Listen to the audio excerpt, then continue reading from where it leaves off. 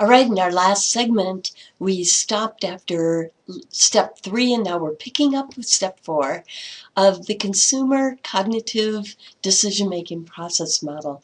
So here we have step 4, product choice. This tends to occur when either the cluster frontier is found, that's a really easy decision, right? Or when the cluster frontier is determined non-existent.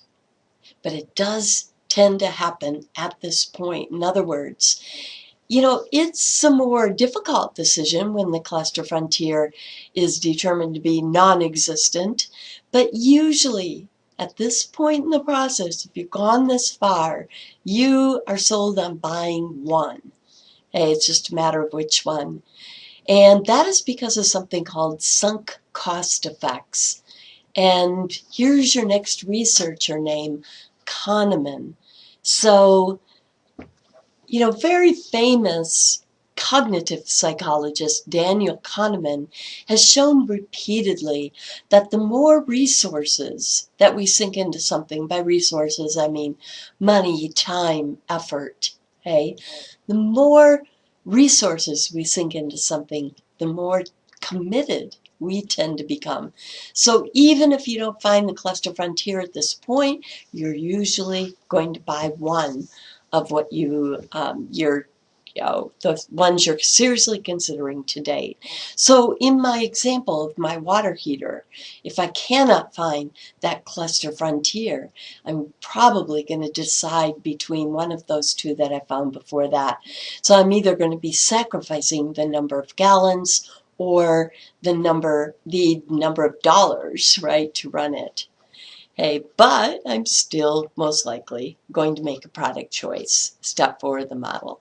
Now, step 5 is the post-purchase evaluation. Okay, from a marketing perspective, the most important thing to remember about the post-purchase evaluation process is that it is ongoing long after the purchase is made, and it can have long-term effects. People are evaluating the product the entire time they are owning it and using it. And even the disposal of the product can influence their decisions to buy another. What if, let's say, they buy an elliptical machine, and then when they go to dispose of it years down the road, they find out they can't get anyone to take it for free, and they actually have to pay to have it removed because it is so heavy. Or let's say they bought a product that they find is non-recyclable, and they really care about the environment.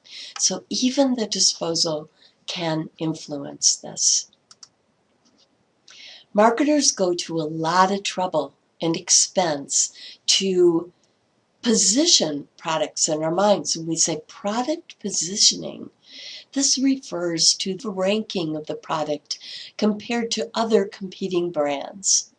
So right now, for instance, an iPad is positioned much higher than a Fire tablet in the market, and this is reflected in their prices, right?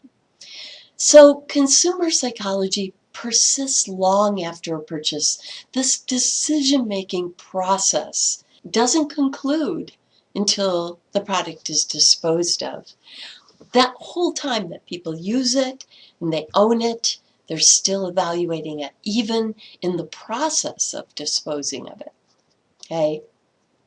Now, we tend to learn more about a product's quality when we own it, and thus we can reposition it in our minds. Quite often this happens. So maybe you placed Hewlett-Packard as lower than Sony for TVs in your mind, but after a great experience of actually owning a Hewlett-Packard TV, you moved it up, comparable to Sony's position in the market, in the same position. Okay, so post-purchase evaluations can reposition that product.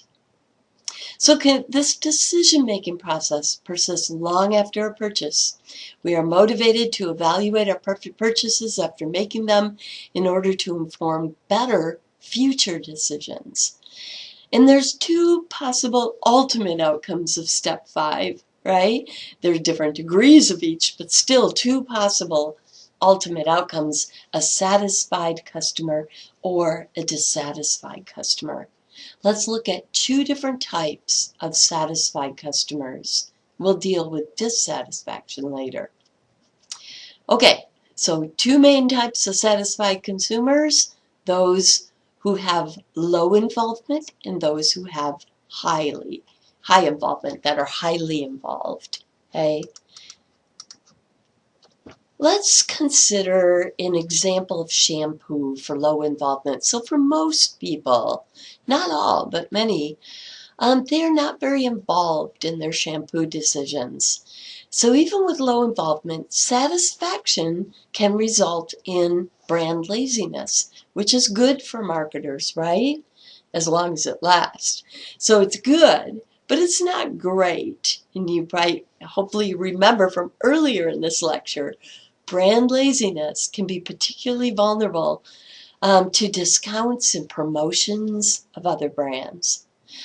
But highly involved, satisfied customers could result in a marketer's dream called brand loyalty. Very resistant to change, right? So obviously, the more marketers can get consumers to care about their products and the more satisfied that consumers are with the products, the better chance at brand loyalty. So what determines satisfaction? We're actually going to explore that in our next segment.